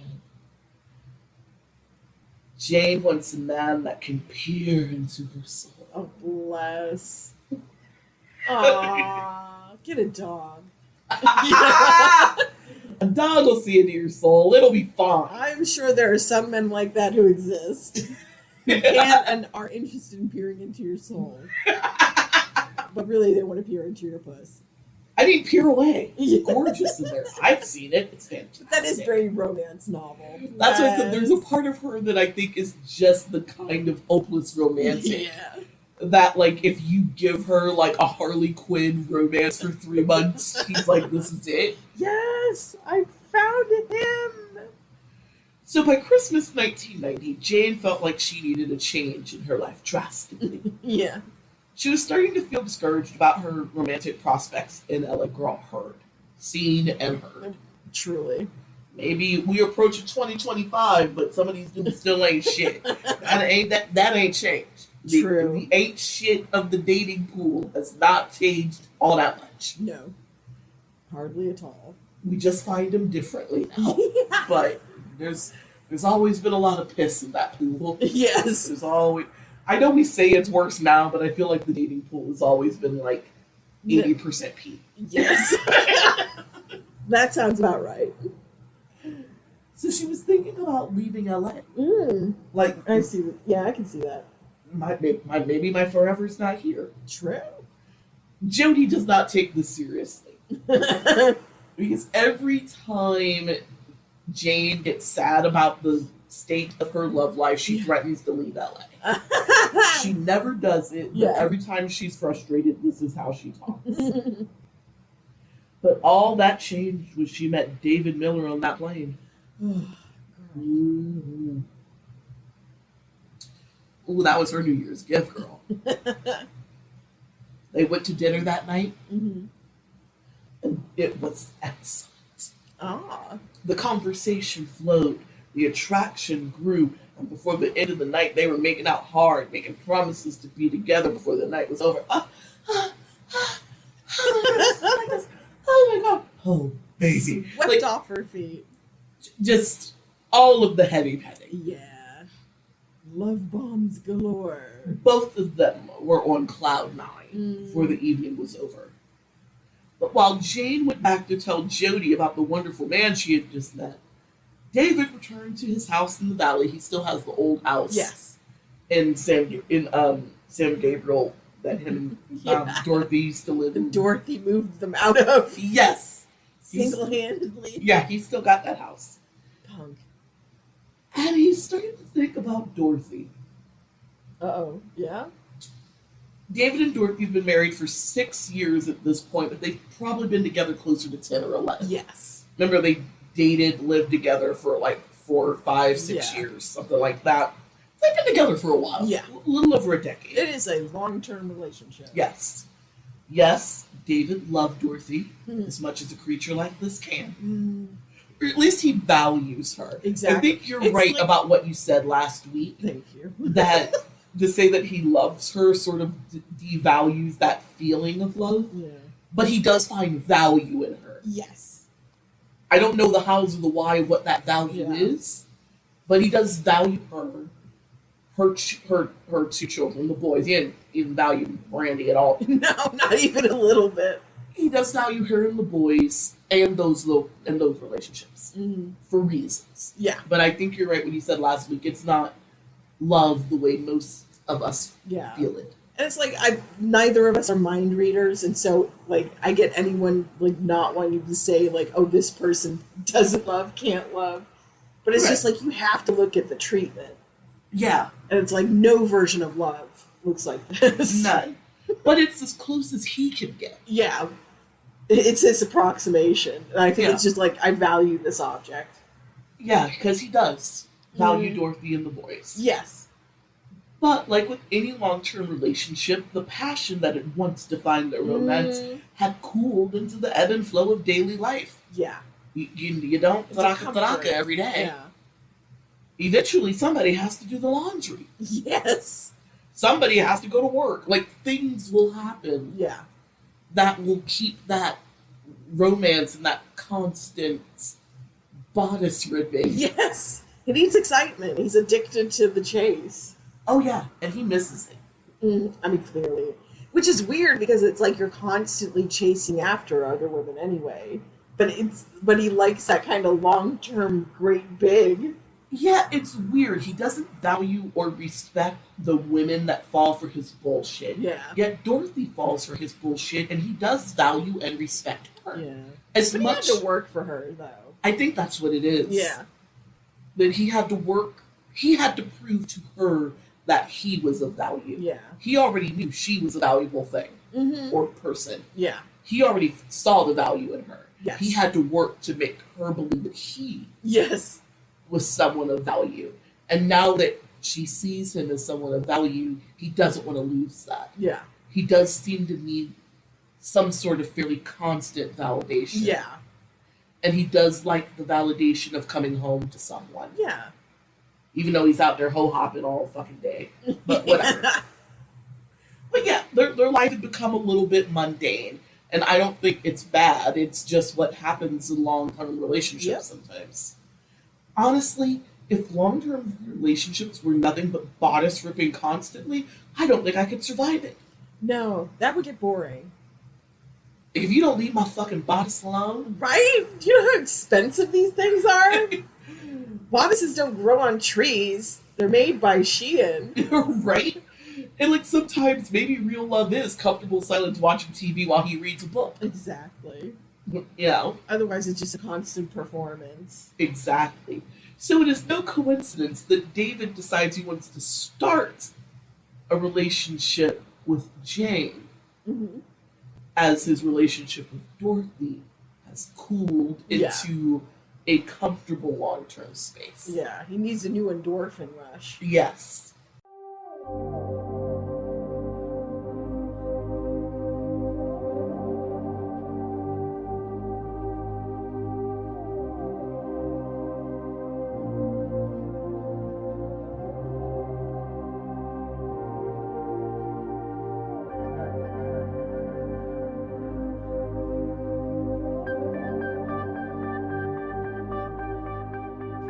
So now that David has met Jane, Oh, yes. it's time to let the games Oh, God. begin. Oh, the shadiest, shittiest game ever. David and Jane had known each other for less than 8 hours Oh, Jesus. when David called her and told her, "Hey, baby, Oh, God. I just can't stop thinking about you. Girl, I've been thinking about you. got you on my mind." I've been thinking about you. It's that. It's very that. This is the most 80s. And It is. Everybody's wearing their best casual pants, French cuff shirts, soft-soled shoes. I know. Everything's triangular, possibly neon, and yeah, it is that. And this is definitely a soap opera, too. Oh, yeah. But Jane's a little bit younger. She's like 31, 32. So she is rocking. Jane is very living single. Ah, yes. It's 1991. Yes. She's the Kim Fields character Yes. from movies. Mhm. She's Regine. Nice. She's Regine. Skirt blazer. She's Max. Mm-hmm. You know, she is living single. Yes. But still, like, yeah, that's where we are with all of this. Nice. It's the early 90s. And when she got that call, Jane was as cute as a schoolgirl. Oh, my God. Oh, baby, I can't stop thinking about you either. Oh, my God. He Oh. just puts the whammy on them. This is the craziest thing that's ever happened to me. God. One day I'm on a plane and I feel like I've known you my entire life. Oh! Oh, my God. Oh, it's that.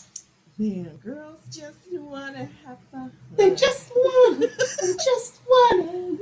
Oh, my goodness. Ooh, Cyndi Lauper cussed me out because the crowd didn't like get all the lyrics right to that song at the Hollywood Bowl. And she said, "What the fuck?" She said, "When the working day is done." And then that was like the most annoying call and response. I was like, "All right, Cindy, it wasn't me. It was the rest of them." I memorized the hymnal. Also, that was when she opened for Rod Stewart, so I firmly blame that on the rest of the crowd. It wasn't. Yeah. That was them. Yeah. That was some Rod Stewart people that didn't know those words, not me. Have Cyndi Lauper coming for me in these Hollywood streets. I am not the one. Or the two. Anyway. So, before they got off the bed, David and Jane made plans for lunch. Oh, my God. They're not even 8 hours off of the plane and a heavy makeout session and dinner. They're riding the wave of hormones. We're gonna run like the wind. Like, that's what's happening. It's like, insert all of your cheesy late 80s, early 90s. Yeah. You know, like, David he calls his limo service because he got them on speed now because he needs to impress her. Of course. And he booked the limo for a whole day. Wow, shit. Not only did he book it for the day, but there's a TV in the back and champagne on ice. Paid for with like cash from a mistress. Paid for by Tammy, basically. Yeah. Right? And so he's getting dressed and he's looking in the mirror, he's putting on his ZZ Top suit. He's going, "She's like the wind through my tree. She rides the night next to me. Like it's that. It's that. Yeah. He is head over heels. He is a man in love. Yeah. Lights, camera, action. Feel her breath on my face. Her body close to me. Oh my god. I can't look in her eyes. She's out of my league. Just a fool to believe I've got anything she needs. It's that. It is full on Patrick Swayze's one and only single. It is that. It is Dirty Dancing. It is all of it. Yeah. But before he left to meet Jane, Mm-hmm. he called Dorothy. That's just gross. Hey, baby. Ew. I'm in D.C. I'm in the Pentagon. About to go into a really crucial Desert Storm meeting. Of course. Just need to hear your voice. Tell me I love you. I just called to say I love you. Like, this is it. We are doing all of it. All of the sappy 80s, 90s love songs are happening. I'm living out all the fantasies tonight. Man, now Dorothy is thrilled to get the call. Yes. She hasn't talked to him in like a couple of days. She needs a hit. She needs a hit. But she's confused again. Oh, yes? Why are you in D.C.? You said you were in Kuwait again. Mm. Oh, no. I'll be leaving for the Middle East about an hour as soon as my meeting is over. This may be an extended mission. Oh, God. I might be gone for a month. Maybe more. His missions, y'all can't see these air quotes around mission. Yeah. Right. The missions usually last on average anywhere from 5 to 10 days. Mm-hmm. But he's, fuck that. I need to go get this new broad. Exactly. She'll She take needs some my time. undivided attention. Dorothy is very sad about this news, but this is life when you're married to a super secret CIA agent. Right? Sacrifices. They exchanged I love yous. Mm-hmm. And David hung up the phone, got into the limo, picked Jane up for lunch. Oh, God. Please. Dirtbag. Dirtbag. Bum. I just, Jane was ecstatic to see David again. Oh, bless. It's been, 12 hours now. Let's say it took him a couple of hours to get dressed and shit. Completely swept off her shit. In all of her other relationships, including with Jake, Mm-hmm. she had tried to take things slow and get to know the guys that may be possible partners. Mm-hmm. But David was different. Oh, God. Jane felt that she had known her entire life. Oh, dear. He's everything, Jeannie. Everything. She's breathlessly in love. She explains to her friend Jane, David's everything that she could have ever wanted. He's kind, sensitive, successful, emotionally intelligent. Their chemistry is off the rails. Jody tells Jane, be careful. But Jane is like, no. David's different. Oh, God. He's different from all those other shallow LA guys. He opened up to me and poured out his soul Oh, my God. on our first meeting. That's the kind of openness that I bring to relationships, and it's what I've always needed to be reciprocated. Oh, Lord. No, it's a red flag! Also, he's a millionaire. Oh, But not. yeah. But yeah. And so Jody's rolling her eyes. She's like, bitch. Right? I've dated a lot of LA men. Bitch. Is what she said. She says to that. And that's when Jane says, but we talked for 5 hours straight. And he told me everything. Everything about himself. And I feel like I've known him my entire life. Feels like Like a falling in love. virgin. Oh! Touched for the very first time. Now, it does seem like really, like high school, college level, like my Smitten. first crush. Yeah. Now, part of that is I think Jane's shit. Like her hopeless romantic weirdo shit. That's probably the chemistry. Like there's just something a little like romantically immature about this nice lady. And he is too, and that's where the chemistry is. Probably. It's like, I am here for the fantasy. Two fantasists. Yes. Oh, Jane said different degrees. You let Jane tell it. This is what she imagined true love would always feel. Oh my god. Oh. She called it, and I quote, a thunderbolt of knowing. Thunder. Thunder.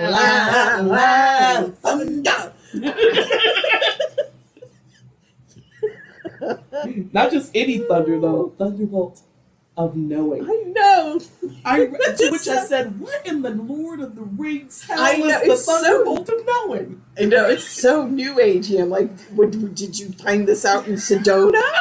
Were you in the vortex? Sedona may have a thunderbolt of knowing. I would expect a thunderbolt of knowing. I go to the Sedona for a thunderbolt of knowing. I just died that she called it the thunderbolt of knowing. Right? It's so California too. I was like, okay. She was meant for this coast. After all, Jane's parents got married 45 days after they met on a blind date, and they'd been married over 30 years. So sometimes, you just know. I submit her parents did a dumb thing and liked each other enough to figure it out. Exactly.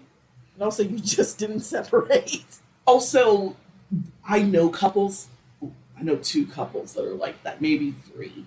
And they are extremely rare. And they will all tell you once the hormones and the hotness wore off, there were some really rough times in the early parts of those marriages as they're trying to get to know one another. One friend, a co-worker of mine, her and her husband got married 10 days after meeting. Good God. They met at a county fair. It was a thunderbolt of knowing. 10 days later, they're at a justice of the peace. They're tying a knot. Yeah. They're ecstatically happy. And then the first, 5 months of that marriage were like a living hell. Yeah. But they were intrigued enough by one another to get through it. And here they are, 20 plus years later. They got 2 grown kids, yada, yada, yada. It can happen. True. Yeah. I just admit that those couples are really few and far between. And the ones that pull it off successfully know that there's something worth getting to on the other side. And I think actually this happens to very young people. Oh, yeah. They were in their very early 20s when that shit happened. But essentially they were fully healthy adults. Yeah, they worked it out. But it's weird for this thunderbolt of knowing to happen at 31 and 40. Yeah, that is very strange. So as David sat in the back of his stretch limousine on his way to Jane, any thoughts of money trouble, his wife in Florida, all that out the window. Bro, if he needs money, he's just gonna borrow it. True. What did Alex and Clockwork Orange say? If you need money, you take it. Yeah. If you want pretty polly, you pluck it from the trees. There you go. Easy. That's where we're at. We're on some. He is on a high. Some Alec DeLange. Yeah. Clockwork Orange. I'll just get it. He's on a deception bender. Yes. And if he ran out of people to borrow from, he would just tap into his $50,000 line of credit. Oh, Jesus. David was excited about the thought of living a triple life with Jane. Much like Dorothy, David is head over heels in love. However, it wasn't just Jane's looks, success, or personal style that David's attracted to. Yes, she is all of those things. Yeah. And he does like them. But the biggest attraction, she's willing to believe anything he says. Oh, God. Ugh. Yeah. Jane. Jane. So on the journey to Jane, David started planning how he was going to incorporate Jane into his already complicated life permanently. Oh, my God. The pair would have a 6-week whirlwind romance. And David mentioned marriage within that first week. Oh my God. Run! When David headed back to Florida to tend to Dorothy, because, you know, he set it up to be gone for a month. He was gone for 6 weeks. He's cutting it close. Yeah. He would tell Jane that his law firm had an out-of-town client that he needed to service someplace in Illinois. He went back to Florida. Of course. For Dorothy and the kids. David was on a plane to Florida an hour after he finished that lunch date with Jane. And while home with Dorothy, David still found time to call Jane daily. Oh my God. Keep the romance alive. Yeah. Scumbag. For her part, Jane knew, thunderbolt of knowing, David is the man that she would marry. The only question was when. 3 months, 6 months, a year, 5. It's going to happen. Yeah. Dorothy almost caught David on a late night phone call with Jane. She heard him like whispering into the phone in a way that's weird. Yeah. He played off. He was talking to another agent, and Dorothy didn't look convinced. So he got in her face and yelled at her about snooping. Of course. She wasn't snooping. She just thought it was weird for him to be having a whisper call like after midnight. Yeah. It is. I'm a super secret agent. Don't you question me about my business. I need to keep you, this family, and this country safe. Yeah. Get in line. And she did. But just as quickly as he menaced her, David softened, grabbed Dorothy around her tiny little waist, Yes. pulled her close to him, nuzzled his head into her hair. I'm sorry, darling. All the death and destruction that I've seen in Desert Storm has me incredibly on edge. I never meant to yell at you. I never meant to hurt you. I would never. Dorothy was like, she understood. It's okay, darling. Yeah. I've been under so much pressure. These long missions. I've been following the Desert Storm on the news. It's just awful. Yeah. Just awful. Anyway. So to set himself up for more time out of town, David told Dorothy that his mission debriefs were no longer going to take place at the local CIA office in Florida. Oh God. From now on, he would have to debrief in D.C. right after missions.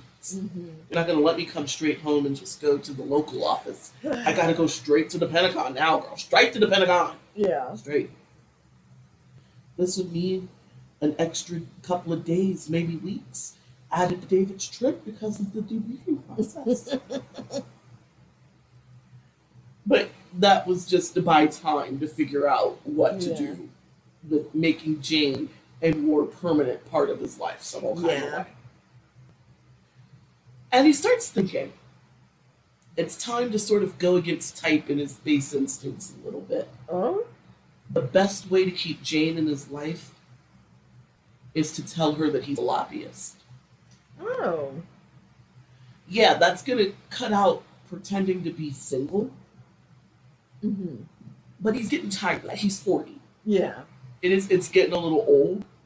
And let's be real, he probably is bagging the same level of babes he used to when he was 30-something. Yeah. Right? He's getting well into the world of more age-appropriate, and that is not quite what he likes. Yeah. He's got hot age-appropriate in Florida. He wants a young 30. Yeah. Now that he's 40. And as he thought about it, as he's getting older, having a pretty hot, successful, young blonde wife on his arm would go a long way with helping his image in political circles while reducing the need to lie to Jane as much.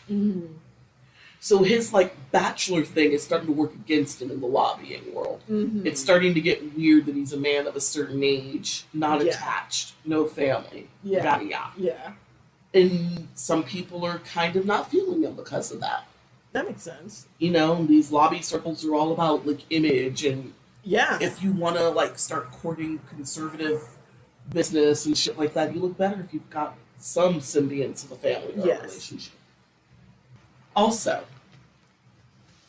if he's honest with Jane about what he does, he can spend more time in LA, not just wooing her, but actually spend time in his goddamn office and maybe make some money legitimately. Right?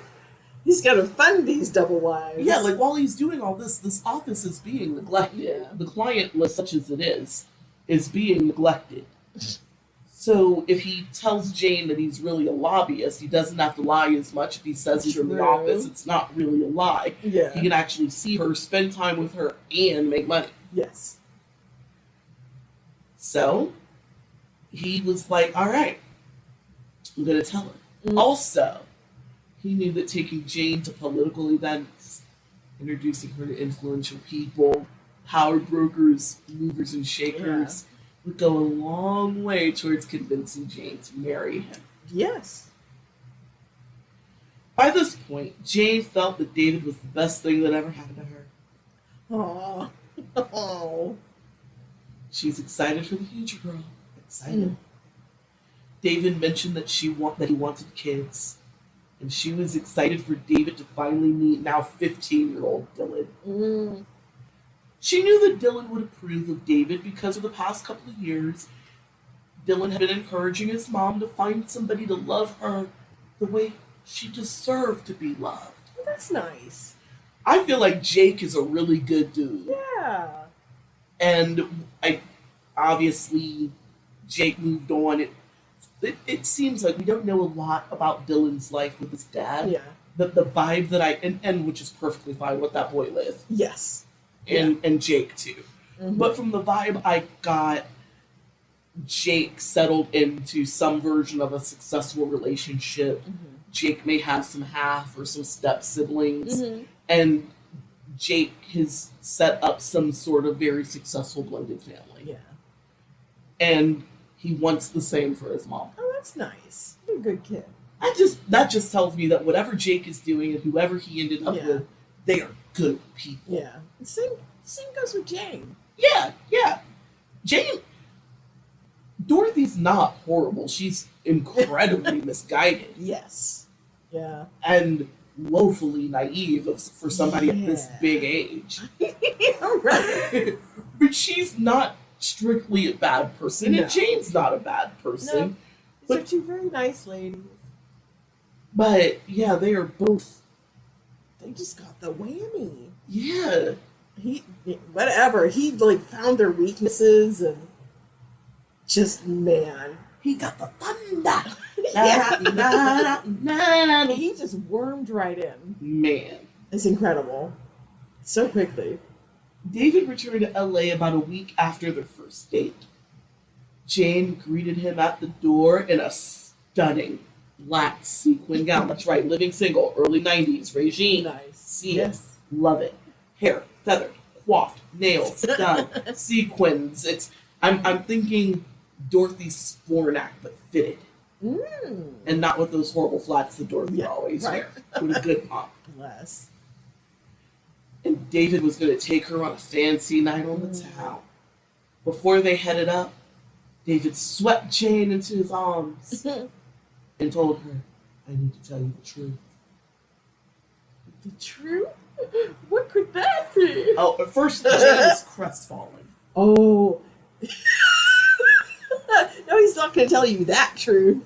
I mean, honesty is what made her fall in love with David. Yeah. And to hear that he had lied? Right? Oh. What did you lie about? Are you married? David told Jane that he was a lawyer, but he's a lobbyist. Oh. He didn't have a traditional law practice like he thought. He is a lawyer, but he works as a lobbyist, not at a law firm. And he didn't want to tell her the truth about the job because he didn't want to overwhelm her with his political prowess. Oh my God. Come off as some sort of braggart. Oh my God. I didn't want to overwhelm you. I mean, he'd already told her about the cancer and the inheritance. That's a lot. Adding to tell you I'm a politician. Add the lobbyist to it, and it's going to seem like I'm feeding you a crock of shit. It's a little too much all at once. It is a crock of shit. I know. This is the shed spread country crock of shit. I know. It's very nicely packaged. I wouldn't put it on the muffin. Never. And David wanted Jane to love him for him, not what he had. Yeah. Oh, girl. Jane melted into his arms, and all was forgiven. God damn it. Wow. Yeah. Man. I'm telling you, this is like, I blame the lack of internet. The lack of, yeah. Ma'am, you are naive. Were they all like this? I don't know. Were all women such punks for like these stories? I honestly don't know. I was 14 in 1991. I had my own problems. Man. They went to a fancy dinner. I don't know, Crustaceans, Spago. Crustaceans is still there. Crustaceans is still open. Okay. I only know that Because Sukiana, you know Suki with the good coochie. Sukiana took a little video. She was outside of Spago, and some of the ladies were like, "Oh, it's Suki with the good coochie." That's right. Nice. She was a Crustaceans. It's still there. Nice. Very fancy place. Fanciest restaurant I've ever been to where I couldn't eat a goddamn thing. Those bastards don't even have a chicken dish. That's cruel. I had to eat some punk ass green salad until old anchovy. Oh. Man, they are serious about the sea life. Girl, I got a plain Caesar salad Yeah. with no dressing because God. the dressing for their Caesar has anchovy paste. Yeah. I am not trying to go to the fancy place and either piss or puke myself to death in the fancy restaurant because the seafood allergy decided to kick up that day. It's like, bring me bread, bring me wine. It was the fanciest place I've ever been to where I couldn't eat. And I got really drunk that night because all I ate was a dry Caesar salad and way too much fucking wine. Oh my God. Like, it's a shame they couldn't whip up like a vinaigrette for you or something. They're serious about that fucking crustacean shit. Man. So after dinner, they partied until 2 a.m. at all the local hotspots. Oh! Wherever middle-aged, wealthy white people go to party in Beverly Hills in the 90s. I don't know where they went. Like they the went Elks somewhere. Club? I don't know. I don't know. The Lodge? They didn't say, but they partied until 2 a.m. When they returned home in the limo, David pulled out a massive 3-carat diamond ring and asked Jane to marry him. They've known each other like 2.5 weeks. Jesus. And some change. Jane agreed, and they continued their romantic evening. Blah, blah, blah. You're my soulmate. Oh my God. Thunderbolt of knowing. Of knowing! It's like the charm of making, but bad. It's the only thing I can think of. Yeah. As soon as she said there was a thunderbolt of knowing, I was like, what in the Arthur? Right? What in the Excalibur hell did you just say to me? Did you get that from a tar to the lake? Right? For the next 2 weeks, David took Jane to his office and introduced her to his staff and political associates. Oh. In later interviews, Grant, the business partner to Nowhere, who would leave within a year, would describe Jane as a young girl who was enamored with David and she would have believed anything he said. Man. Grant is the hero of this story. Yes. Granted, he doesn't stick around for a long time, but goddamn it, hero of the day. Yes. Because he clocked it. He is sharp. He is sharp. So Super Bowl Sunday, 1991. They made it to like March. Oh my God. January to March. They met literally on January 1st. Wow. And the Super Bowl happens, late February, early March, right? Yeah. Something like that. Anyway. Yeah. David threw a massive Super Bowl party at his house. You know, the one that Dorothy packed up ever so lovingly so she could make the perfect home for them in Florida. And solo. Yeah, that place. And I guess he just refurnished the place and kept it pushing. And he introduced Jane around to all of his friends and associates. It's mostly associates. David doesn't really have friends. One of the guests was Ed Sarkeesian, businessman that has loaned him about $150K at this point. Wait, Sarkeesian? Harkeesian. But it's Ed. Yeah. Business Ed. He's loaned him about $150,000 at this point.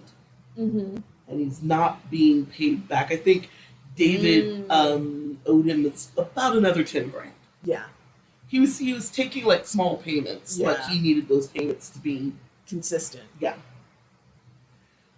Ed figured that the party would be an excellent place to look at David's health situation and talk to him about the payment plan. Like, you need to give up those paintings. Yeah. What's happening? Ed had been taken aback when David told him that he had a new girlfriend that he was serious about.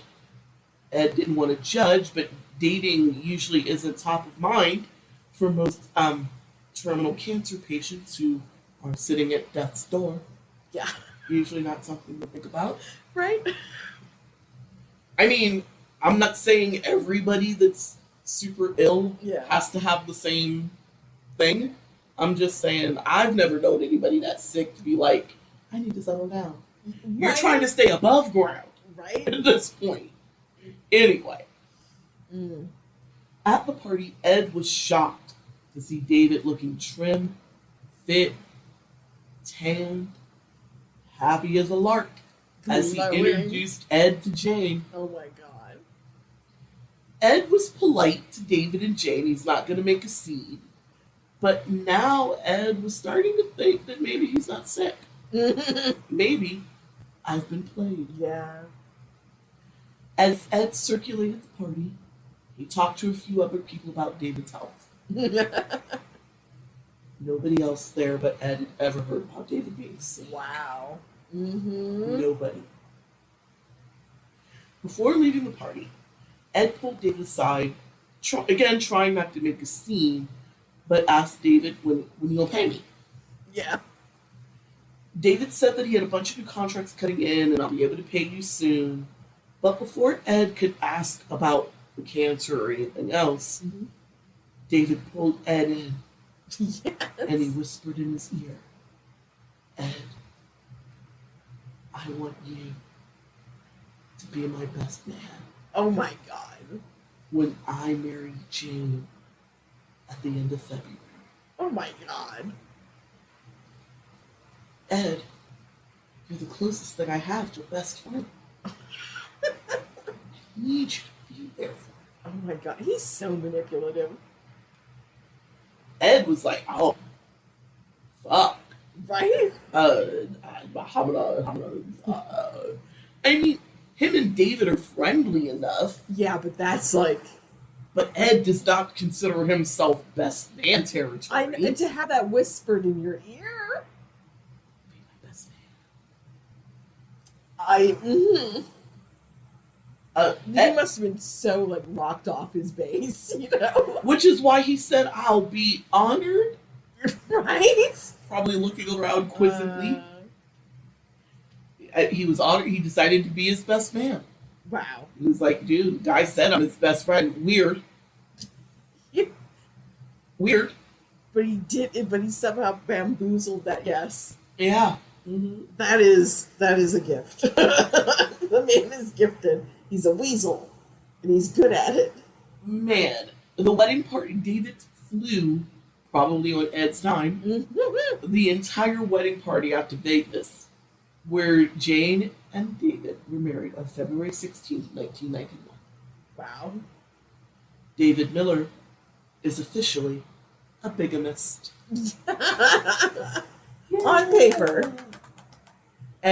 Achievements. Yeah. While David is getting married to Jane, Dorothy is in Florida, sitting on the couch, trying to read a book, the news playing in the background, trying not to worry about the dangers that her husband faces on his mission to the Middle East, protected freedom. David hadn't called or been home in 2 weeks, Oh my God. and she was sick to death of lying. No kidding. Punk. David booked the exact same honeymoon suite that he shared with Dorothy 6 years earlier. Ew. Ew. Ew. You piece of shit. And that is where I will leave you. Until next week, when we continue the saga of bigamist, Yes. lobbyist, asshole, Yes. David Miller. Wow. Ooh. He is trash of the highest order. He married that girl. He married her. Wow. That is just the nerve. The nerve. I bet he got some sort of weird kinky thrill about banging them both in the same bed. I know. In the same that hotel is so, suite. Yeah. I know it's 6 years apart, but I feel like he got something out of it. Yes, to just so deliberately do that. Same honeymoon suite, same hotel, same everything. I think it was even the same wedding chapel. Oh my God. Yeah. Like, with the exception of having actual guests, because his marriage to Dorothy didn't have any guests. It was just the two of them. Ew. So with the exception of inviting guests from his political life, Yeah. it was the exact same trip. All the way down to the honeymoons. That is so, it's so, like, ritualized. Like, it just, like this is my ritual for tricking women. when you're in this deep, It's we so go to gnarly. this hotel, this room, and we get married at this chapel. That's at why I this think he time. got some sort of weird kink out of it or something. It's so, it is bizarre. And on that note, I have been Samara. And I've been Jeannie. And we are both thoroughly disgusted. And we will see you next week on Talk Deadly to Me. Boop.